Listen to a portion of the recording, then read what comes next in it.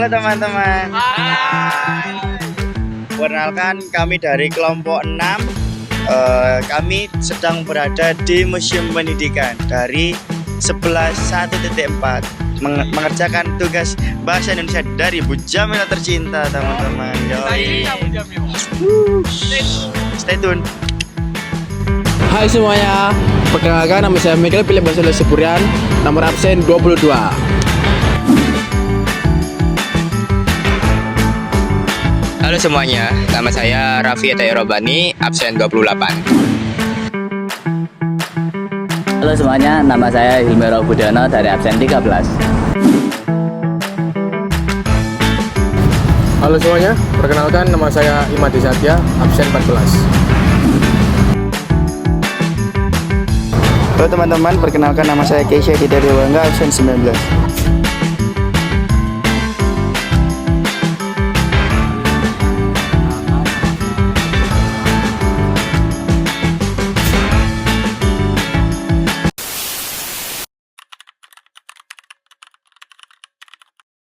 Hai semuanya, perkenalkan nama saya Miguel Philip Basile Sepurian. Nah, apa sih tujuan mengapa kelompok kami memilih Museum Pendidikan Surabaya sebagai tempat vlognya? Nah, asalnya adalah karena museum ini lebih memfokuskan kepada para pelajar di Surabaya sebagai target utama dari pengunjung dari Museum Pendidikan ini. Yang dimana yang museum ini memiliki banyak sekali barang-barang peninggalan bersejarah, mulai dari barang-barang pendidikan dari masa aksara hingga pada masa kolonial Belanda, sehingga membuat kami sangat-sangat tertarik untuk menggunakan tempat ini sebagai tempat vlog kami.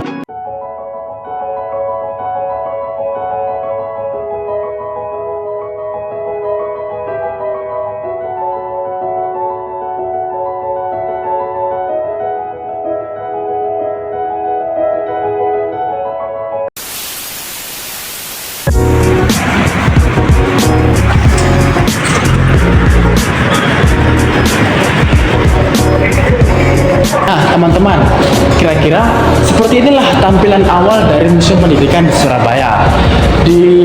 Di ruang pertama kita disediakan tentang bagian dari denah dari Museum Pendidikan Surabaya ini. Lalu dijelaskan tentang Museum Pendidikan Surabaya ini tentang apa. Lalu semakin kita mengarah ke sini, kita akan diarahkan ke ruang administrasi, di mana kita melakukan pembayaran tiket masuk untuk masuk ke dalam ruangan dari Museum Pendidikan ini. Lalu semakin kita ke dalam, kita akan disuguhkan oleh berbagai macam benda-benda prasejarah yang bertemakan tentang pendidikan dari masa praaksara, kolonial Belanda hingga pada masa sekarang. Nah, tonton terus keasikannya di video vlog kami. Hai, saya di sini akan misalnya apa sih Museum Pendidikan Surabaya ini? Nah, Museum Pendidikan di sini adalah berisikan mengenai peradaban pendidikan yang ada di Indonesia dari dulu bahkan sampai sekarang. Nah, teruntuknya di Surabaya karena di sini Surabaya kan. Nah, di sini saya akan menjelaskan apa aja yang ada di dalam Museum Pendidikan Surabaya. Nah, pertama itu ada praaksara. Jadi pendidikan atau pembelajar lah, riwayat pendidikan itu tuh lebih tua sebanding dengan umur peradaban. Kenapa? Karena dimulai kita peradaban masih udah ada namanya pendidikan ya, dari tahun paleolitik sama paleolitik juga. Nah ini, lalu di dalam lagi ada namanya, di sini ada mengenai seperti contoh-contoh batu tulis ya, ada. Jadi di sini dituliskan juga sejarah dari pendidikan dulu atau sejarah masa lampau ya, yaitu pengetahuan praaksara. Terus ada artifak atau perkakas praaksara, jadi mereka perkakas-perkakasnya dari tahun Mesolitikum dan juga Neolitikum dan Paleolitik. Nah, lalu ada lembaga pendidikan masa Hindu dan Buddha, itu sebelum ada Belanda. Habis itu pertama ada namanya kurikulum Wangsa, kurikulum Wangsa ya, maksudnya Hindu Buddha pada awal Masehi. Lalu ada Hindu Buddha Education Organization, ada Islamic education atau pendidikan mengenai pada zaman Islamik di Jawa. Ya, ini akan saya tunjukkan contoh-contohnya dalam Islamik ya. Contohnya ini ada Al-Quran, kitab-kitab lama. Di sini mulai berkembang. Terus ada yang namanya, Dapo ikut saya, fotografer ikut saya. Itu ada yang namanya naskah lontar. Nah, naskah lontar ini adalah ibarat kalau dulu itu ada, sekarang itu buku yang dulu itu digunakan dari bahan lontar. Lalu ada contoh-contoh ilmu-ilmu dan juga mengenai kisah-kisah Nabi.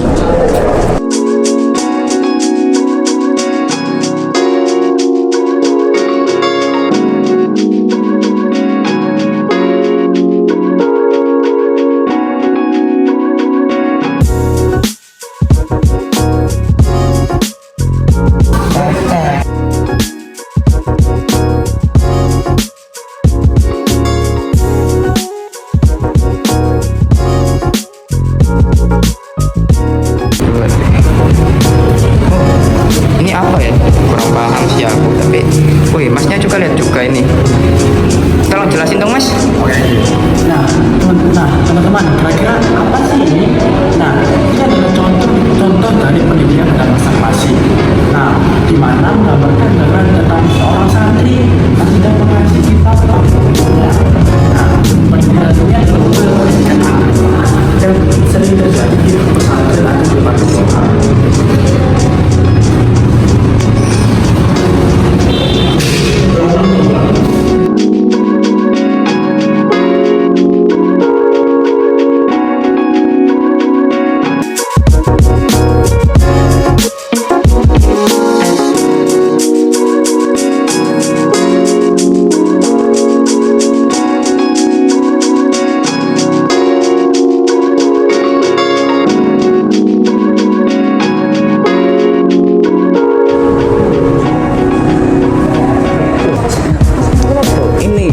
Ini adalah lampu minyak tanah. Lampu minyak tanah ini digunakan orang zaman dahulu karena zaman dahulu yang seperti kita tahu tidak ada listrik. Jadi lampu minyak tanah ini adalah salah satu bentuk penerangan anak-anak zaman dahulu untuk belajar. Oke, selanjutnya di sini adalah alat ketik yang masih lama. Alat ketik ini sepertinya biasa dipakai untuk mengetik surat, dan yang pasti kita tahu digunakan oleh Sayyidi Mulik untuk mengetik teks proklamasi.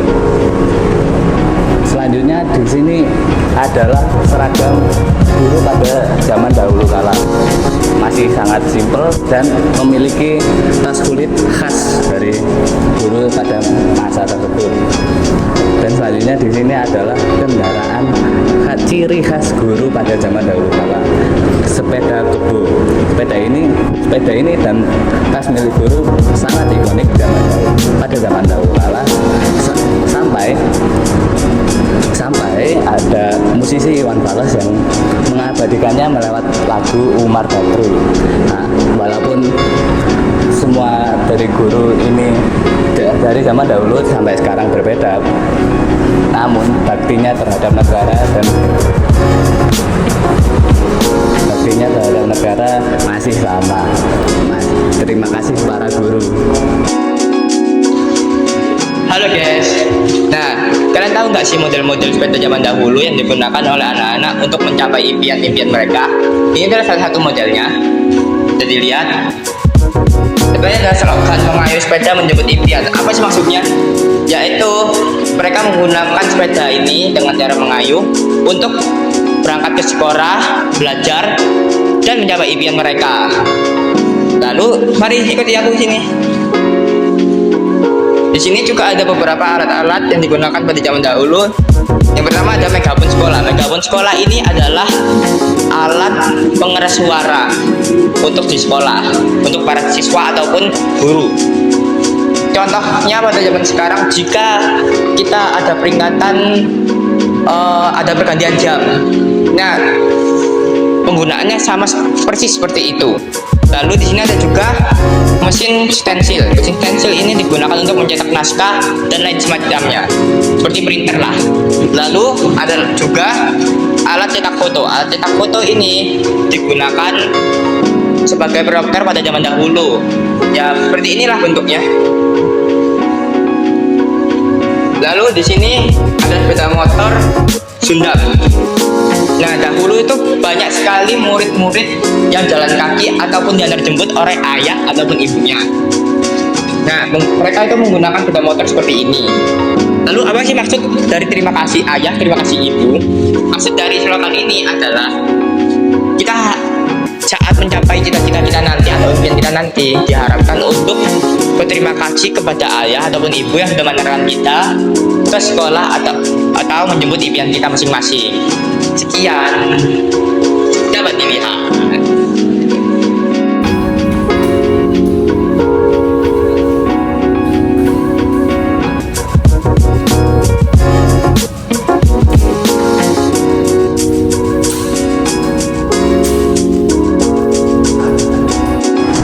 Ini Bude, ini Ibu Bude, ini Ayah Bude. Kalian pernah dengar kan kata-kata seperti ini? Kalian penasaran nggak sih siapa pembuat kata-kata ini? Ialah Ibu Siti Rahmani Rauf. Sejak tahun 1980-an, kata-kata ini sering muncul di buku paket pelajaran Bahasa Indonesia Sekolah Dasar SD. Namun pada tahun 2014, Menteri Pendidikan pada saat itu Muhammad Nuh menghilangkan kata-kata ini dari pelajaran sekolah dasar. Ibu Siti Rahmani membuat kata-kata ini dengan tujuan agar anak-anak sekolah dasar lebih cepat untuk belajar membaca. Namun sayangnya Ibu Siti Rahmani sudah tiada pada tanggal 10 Mei 2016 di Jayakarta.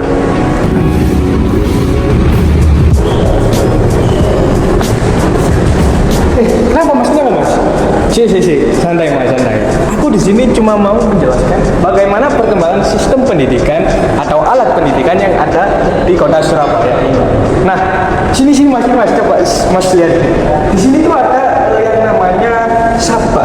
Sapa ini apa? Mungkin kalau di sini lebih dikenal dengan buku ya. Namun zaman dahulu buku itu sulit dicari. Jadi orang-orang zaman dahulu lebih dominan menggunakan Sapa. Sapa ini ya umumnya seperti papan tulis kapur gitu ya. Jadi mereka menulis menggunakan kapur, tapi bisa dihapus oleh sentuhan tangan seperti ini, begitu. Nah, selanjutnya di sini ada puzzle. Puzzle di sini ya seperti zaman sekarang, namun sepertinya di sini mereka menggunakan media kertas. Ya, jadi selanjutnya di sini ada lem cair, lalu ada tepak plastik yang tidak berupa bentuknya dari sampai sekarang masih relevan, tepak makan dan tepak pensil besi. Di sini juga ada penghapus dengan berbagai macam logo, ada bentuk bendera, bentuk hewan, bentuk singa, bentuk apapun lain. Lalu di sini ada pensil sama seperti sekarang, tidak ada perubahan. Nah, di sini juga ada pulpen, penggaris, jangkar dan lain-lainnya. Nah, di sini adalah letak keunikannya, teman-teman. Ini adalah sempoa. Ya, seperti yang kalian tahu, sempoa ini adalah alat hitung zaman dahulu.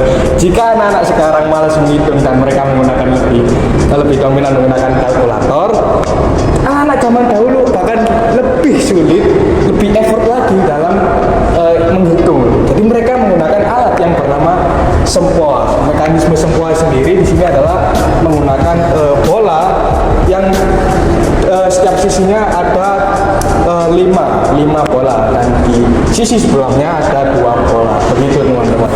Lalu di sini ada aspal tinta kecil dan ada mainan surya bintang. Nah, kita lanjut di sini. Di sini sepertinya tampak ijazah zaman dahulu ya, penampakan ijazah zaman dahulu seperti ya cukup dulu ya, namun tidak berbeda dari zaman sekarang.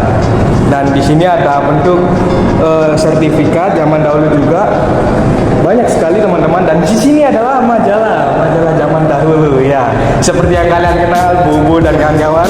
Lalu di sini ada tas oleh para guru yang digunakan oleh guru untuk sekolah zaman dahulu, dan di sini ada alat-alat ilmiah untuk lab praktek, dan di sini ada alat apa? Di sini adalah alat ketik, teman-teman. Dulu alat ketik adalah menjadi alat yang cukup berguna dalam mengetik sesuatu. Begitu. Dan terakhir di sini terdapat beberapa buku-buku ya, buku-buku tugas, buku-buku materi pelajaran, buku hitung, buku bahasa Indonesia, banyak sekali teman-teman. Dan itulah kekayaan alat tulis pendidikan kita pada zaman now.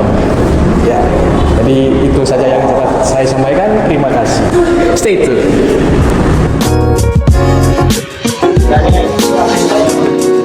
Mas, kelewatan. Tunggu sebentar. Jadi gini, pernah gak kalian memikirkan gimana sih orang-orang zaman dulu memberikan apresiasi pada anak-anak yang berhasil mendapatkan sesuatu yang bagus atau sesuatu yang dapat diraih? Ya, kan gini.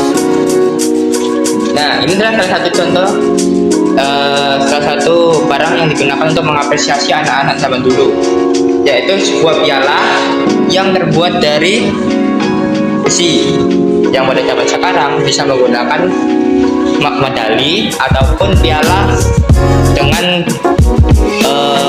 bahan emas. Gitu guys. Inilah, coba lihat guys.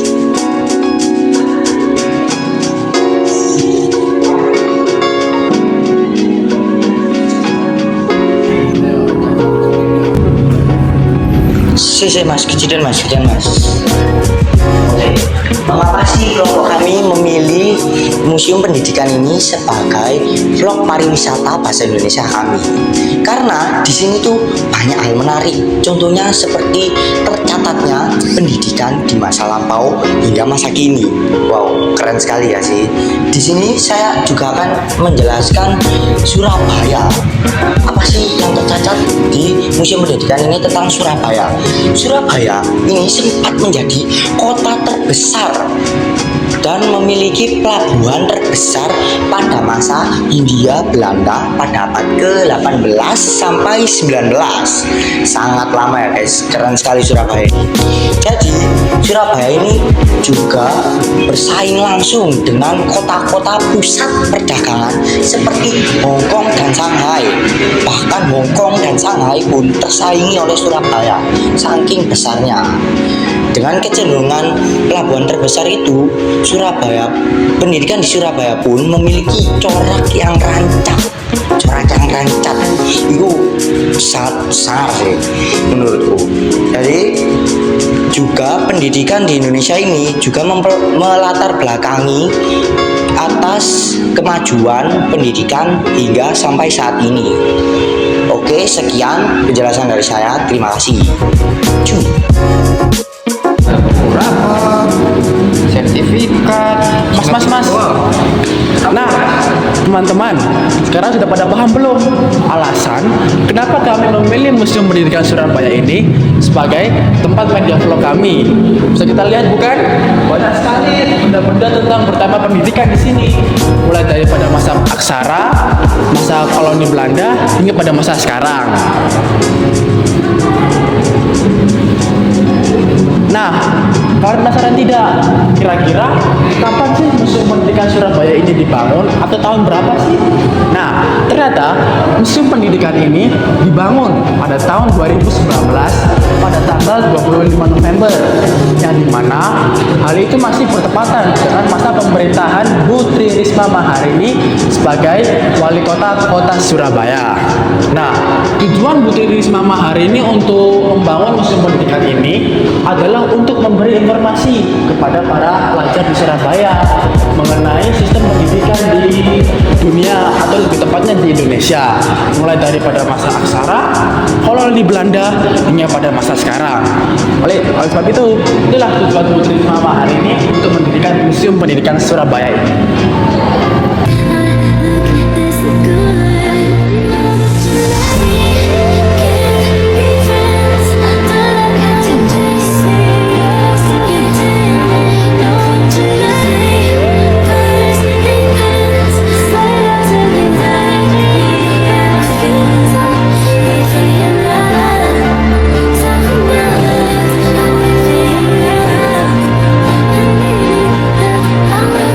I'm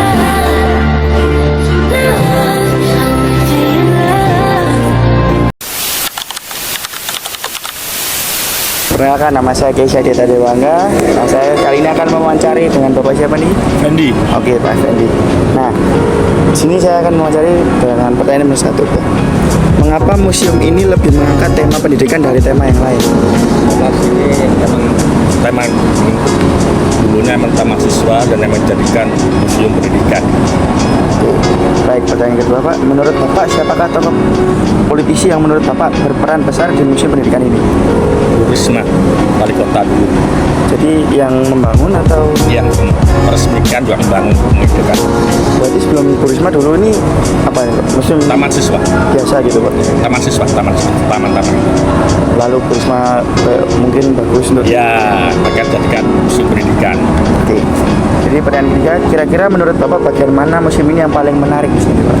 Kalau bagian gedungnya ya, utamanya seperti gedung sekolahan itu, Mungkin karena bangunannya. jadi cocok untuk dijadikan Ya, museum museum pendidikan. pendidikan.